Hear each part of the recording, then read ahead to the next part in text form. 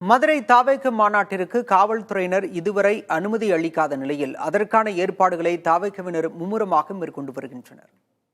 நம்ம தமிழக வெற்றி கழகத்தின் வழியா உங்களுக்காக உழைக்கணும்னு நான் வரேன்.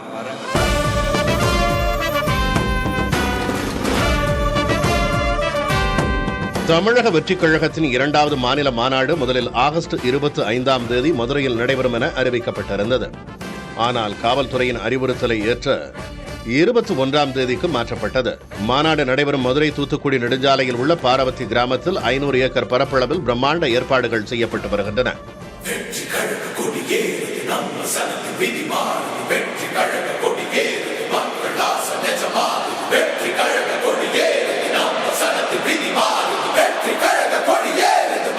மாநாடு தொடர்பாக தாவேகா தலைமைக்கு காவல்துறை தரப்பில் 42 கேள்விகள் எழுப்பப்பட்டிருந்தன.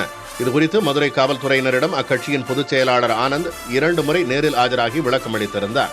அதில் மாநாட்டில் தாவேகா தலைவர் விஜயை தவிர வேறு யாரும் முக்கிய பிரமுகர்கள் விருந்தினர்கள் இல்லை என்றும், விமான நிலையத்திலிருந்து வரும் வழியில் விஜயை வரவேற்க எந்த ஏற்பாடும் இல்லை எனவும் தெரிவிக்கப்பட்டுள்ளது. குறிப்பாக மாநாட்டில் பங்கேற்க குழந்தைகள், கர்ப்பிணிகளுக்கு அனுமதி இல்லை என தாவேகா தரப்பில் திட்டவட்டமாக கூறப்பட்டுள்ளது.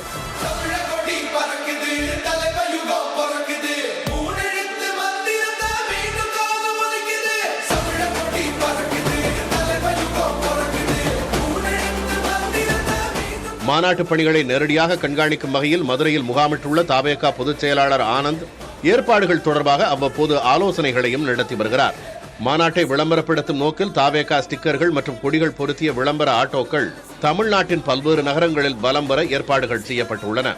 மாநாட்டு பணிகள் தீவிரப்படுத்தப்பட்டுள்ள நிலையில் இன்னும் குறைந்த நாட்களே இருப்பதால் காவல்துறையினர் எப்போது அனுமதி தருவார்கள் என தாவேகாவினர் எதிர்நோக்கியுள்ளனர்.